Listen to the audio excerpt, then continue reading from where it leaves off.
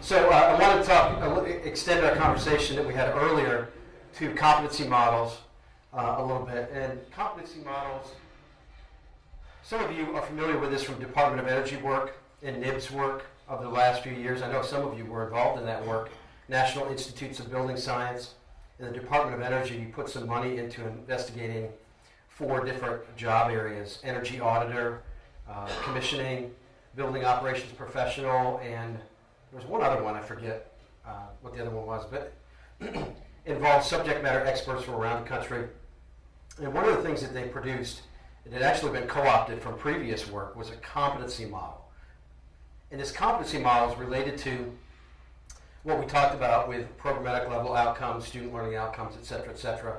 And I'll show it to you in just a minute, but it provided a visual and or textual organization for program outcomes into basically bucket areas, okay? The reason I wanted to talk about this is tomorrow night we'll be introducing ACP, the Association of Controls Professionals, for the first time, which will predate an announcement in Washington, D.C. later this year when the certifications are finalized. And a lot of you are aware of this already. But at that time, we're also going to be trying to develop with the BAS Center some kind of competency model that will help you in realigning your curricula to prepare for the certification so that students come out of your programs, they can sit for a capstone assessment and then become certified, and then hopefully that will help them get a job almost immediately. So I thought we should talk about this competency model because we're going to be developing one that's a little different than the one that DOE has developed and that you'll see in just a minute. It might assist in developing modules of training also which support each category. The Department of Energy and EERE, I forget the acronym, Energy Efficiency and Renewable Energy Division of DOE, I think, yes. They released a guide that I had worked with actually a lot on for the DOE in turning competency models and JTAs into modules for training and connecting that to the example we used was a building automation program because that's just what I know the best. It can serve to order the competencies within an overall program design as you're developing your programs. Individual course lessons can be mapped to the competency model. That's done in that EERE guide, which is about 85 pages. It shows how the mapping is done, not just for hard skills, but also for the important soft skills. The opportunity for students to build those professional skills, really personal effectiveness skills, I think it's called in the competency model, mapping that through. And I'll go ahead and show you the model that they came up with. Okay, this is taken from a document from Facility Engineering Associates and the Consortium for Building Energy Innovation. It's called the Advanced Commercial Buildings Workforce Competency Model. Apparently, and Peter, you might be aware of this, but in the document they reference previous work with the Department of Labor guidelines for establishing competency models. And so they came up with one, and they broke it into, the purpose of the project was to develop an advanced commercial building workforce competency model utilizing U.S. Department of Labor's competency model framework and aligning with the new Department of Energy supported industry developed Better Buildings Workforce Guidelines. The way they broke it up was foundational components at the bottom of the pyramid, foundational competencies, workplace competencies, academic competencies, personal effectiveness competencies, up to industry related and then occupational related competencies. And this is what they wound up with, supporting, it's a truncated pyramid with those 4 job areas that they investigated at the very top. Okay.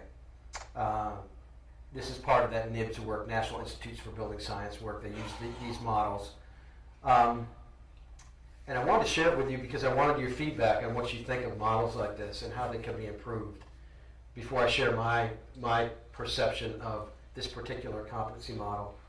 If you look at it at the very bottom, personal effectiveness, competencies, dependability, interpersonal skills, leadership, professionalism, academic competencies, communication, data management, engineering and technology, math and science, and writing, followed by workplace competencies, business development, checking, examining, and record keeping, creative thinking, critical thinking, planning and organization, problem solving, teamwork.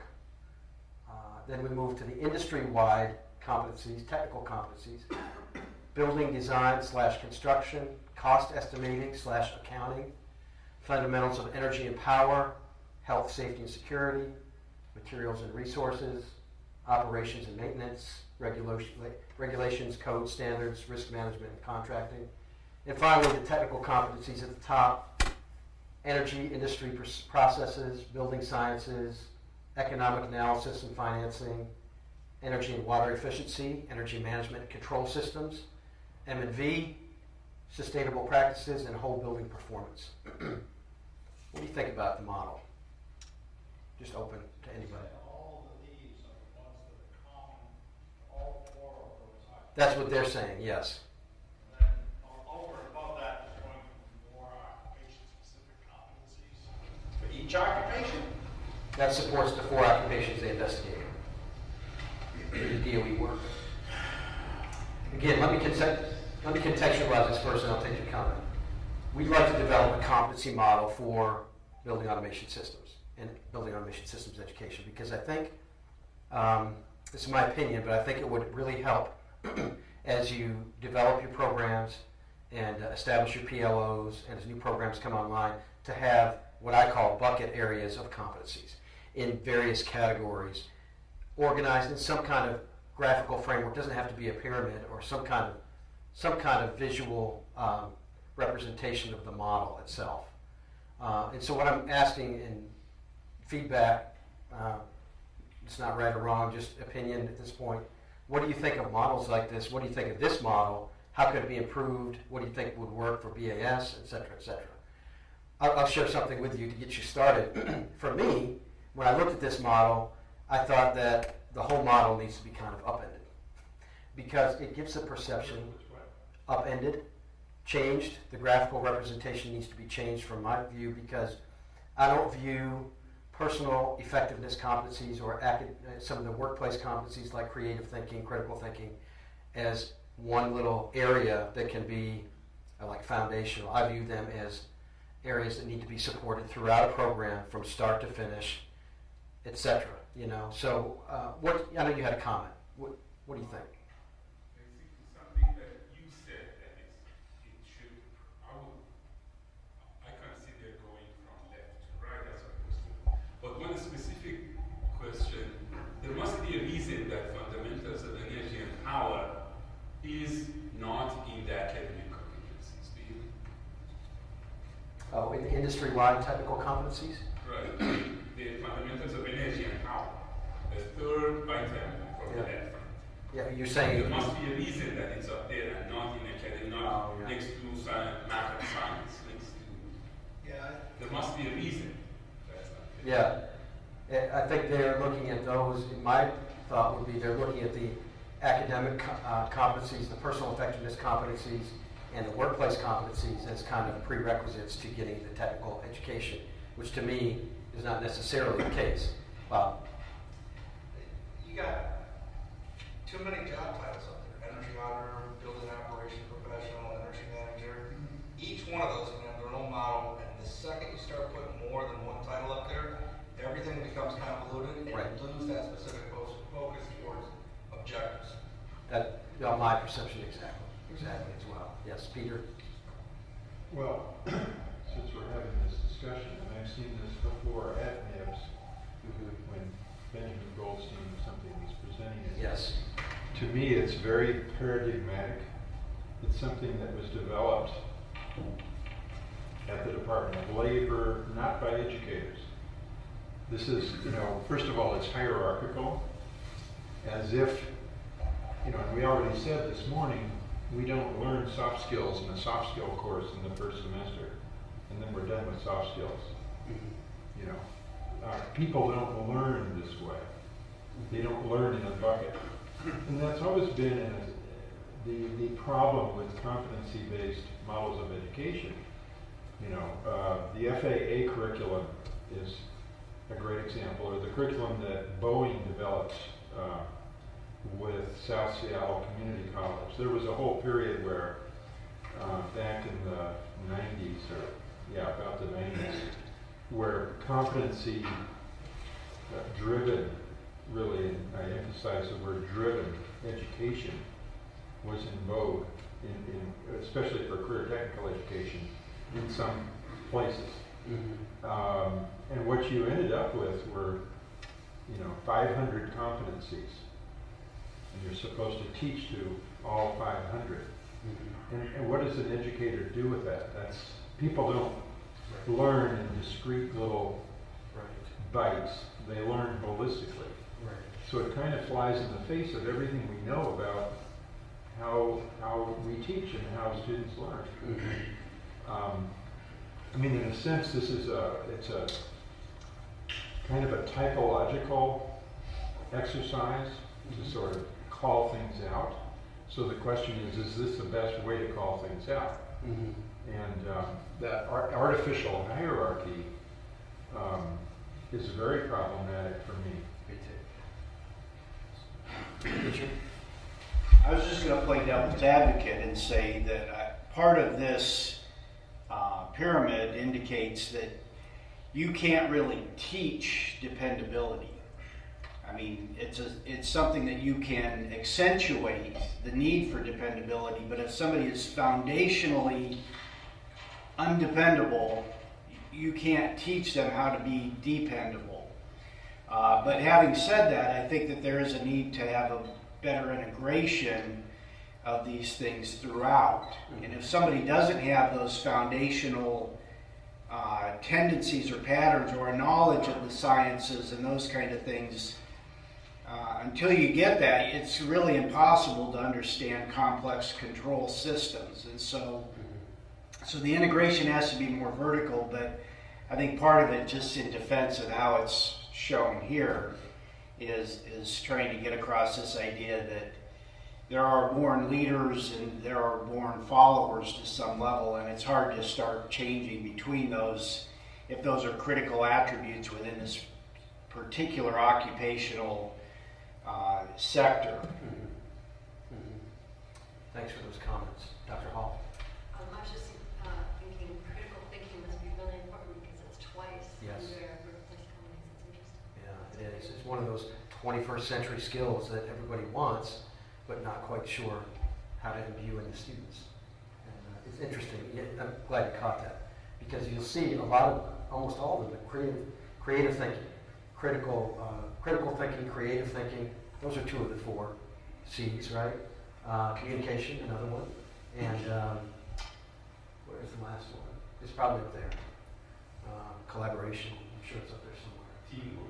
Teamwork. There you go. All 4 of them up there. This is a 2-dimensional model here, and I'm kind of wondering what a 3-dimensional model would look like where, rather than, this is not really a pyramid, it's a 2-dimensional thing, but everybody, no matter what you do, everybody has to have interpersonal skills and dependability, and those skills would be at the bottom, and whether you were on this side of the pyramid or this side or this side or this side, everybody would have to have all those things. And then as you work your way up, and then the way I'm seeing this is it's just a way of kind of focusing on, which path do you want to take. Everybody has to do all these things at the bottom, and everybody has to do the academic competencies. As you get into the industry-wide technical, industry sector technical, then it starts to narrow down. Like we as professionals teaching these future professionals can focus on maybe this side, but on the other side, maybe something else completely. And I'm curious to know what would be on the other side, because I know I did a little bit of work with the Better Buildings workforce, some of those phone conferences that they had. And all 4 of those at the top, the energy auditor, energy manager, building operations, and building commissioning professional, that was like 4 separate categories, and yet they have all the same things in there. So what differentiates? I guess what I'm asking is, should there be like 4 sides to this pyramid, with energy auditor being one side and an energy manager, and back here is the building operator? Well, I show you this I'll answer your question this way. The reason we took time at lunch today is that when these certifications come out, and when in particular, I'm talking about the BAS one now, because we got our nose in it right now, we're going to send out to all of you some kind of model that gives you an idea of relative weighting of competency areas that you can hopefully align your program to. Like IT is a big one. Okay, how much time do we spend in IT education, based on in an entire program context? 5%, 10% of instructional time, who knows? But what we'd like to know from you guys is how you would best like to, I guess, if we were developing a BAS competency model for this particular field, what do you think it should look like? And I'm not looking for any one answer, just feedback right now, and get you all thinking about this, because later on we'll probably revisit the conversation. Yeah. It'd be interesting to see the energy workforce consortium model. Take a look at that one. Yeah. Any energy workforce consortium model. But leadership too. I don't get why that's there. It's a higher level. It should be more like work ethic. Mm-hmm. Not everybody's gonna be a leader. They're Yeah. coming out and it's not gonna happen like that. So work ethic could probably replace something like that and be a higher level. But the Illinois Energy Workforce Consortium did a pretty good one on what they want for a technician. Is that available online? Oh, yeah. Okay. Okay. Yeah. Excellent. Any other comments? I didn't want to spend a whole lot of time on this, but yeah, Mark. Being hierarchy, which I don't like. Yeah. This model really doesn't tell you, I mean, they all look equal. You can't really, what's the weight of building science as opposed to,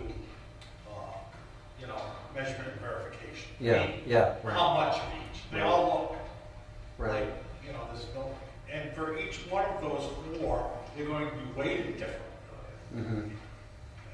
An energy auditor, for example, is going to need to know probably more about measurement and verification reporting than a building operation professional. Sure. So, from that aspect, the model kind of just makes things fuzzier. Yeah. Yeah. Yes. When I look at these, it's anything in the red rows, right? The workplace and academic competencies have to have a sliver of the gray. I get up to the mustard row, it has a sliver of the red and the gray within that row. I mean, you have to link everything down. I mean, our programs were ETAC, ABET accredited for community college. Yeah. If you don't link back to everything, Yeah. and then have your proof back. Yeah. That's what this is saying, whether the words are right or not. I mean, you have to have a mixture of all this stuff, and depending on your school, your focus, your region of your country, where your students are heading into, all the weights are going to be a little different. So it's like a traditional foundation. My house don't stand without its foundation. Yeah. I don't build it and forget it. I don't teach them a class in leadership and never talk about it again until they become an energy auditor. It's just that has to be part of the curriculum as you move on. Mm-hmm. Mm-hmm. Thanks for that. Any other comments? So maybe you could take the tracks and make them vertical, and then maybe some sort of, you're saying for the design, so you have personal effectiveness, vertical track, academic, and these 1, 2, 3, 5 tiers would hold up Yeah. observation. You know what I'm saying? Yeah. So students could grow equally each one of the Mhm. competencies to reach that Mm-hmm. wider, more inverted. Great. Well, as we proceed further and release the bucket areas of this certification, we'll be polling all of you to see how we might construct something. The reason this is important too is because it's not just a certification, but so the geospatial technician industry went through something very similar 10 years ago. They didn't have any job codes with DOL. Okay, there was no way to track their particular field, and they went through these exercises of DACOMS, job task analysis, and then certification, and then developing a model, career model, map, and now it's a code, right? A DOL recognized job code. That's where we want to get to for building automation. So it's important for us to establish some kind of model so that eventually we can get to a professional code where we can start tracking and be a recognized field in building automation. So that's part of the reason as well. Peter had one question or comment too. Yeah, I mean, I think the other issue for me is that everything is decontextualized in the model. And, okay, now we're going to learn about creative thinking. What do you do with that? It's for Chuck to deal with. It's all that. This is how you creatively think, right here, see? Follow it, he's got it. And there is an inherent weakness in the whole KQA model, and that is that it's fundamentally a behaviorist or behavioral model, and somewhat inclined toward procedural knowledge. So I think there's a bit of a dance between developing expertise as educators and sort of dealing with that, because that's what we have. That's what ISO calls for, and so on and so forth. Thank you. Sam? But the workplace competencies, if I were to get rid of the first one, better development / customer focused, and look at everything to the right of that, starting with checking and then recording all of the teamwork, those are things that I've always seen required for a student to be successful academically. So I understand that they make sense for workplace competencies, but a student's not going to get into the workplace if they haven't already mastered those at some level before they get there. So I don't know if that makes sense to you, but that's... It does. And perhaps that's when what I agree with Peter, when Peter had creative thinking, that's why I started grinning, because how in the world does somebody leave academics, and I know that's not really what we're saying, go to the workplace, and all of a sudden become creative? That's not going to happen. If they weren't that way before they were following school. Same with critical thinking, problem solving, teamwork. And those are the soft skills and hard skills that people need. It take a long time to develop. Yeah. Exactly. And measure. It's hard to measure, exactly. Peter? A question, first of all, are you required to do a competency model? I'm not sure, but I know that the DOL has a framework for establishing a competency model, and I think it would help in getting a DOL recognized code to track it, our field. So I think that would bear further investigation, and maybe it's just something you have to do to meet DOL's requirement. But the curriculum guidance will be much more important at the end of the day. And I mean, the way we would be looking at this is you're going to have a project-based learning, maybe a capstone course where they're going to do problem-based learning with a client. They're going to work with these things, problem solve, etc. Yeah. I know in the process control side of the house, which is a little different than BAS, they have a model like this as well. That's problematic at best.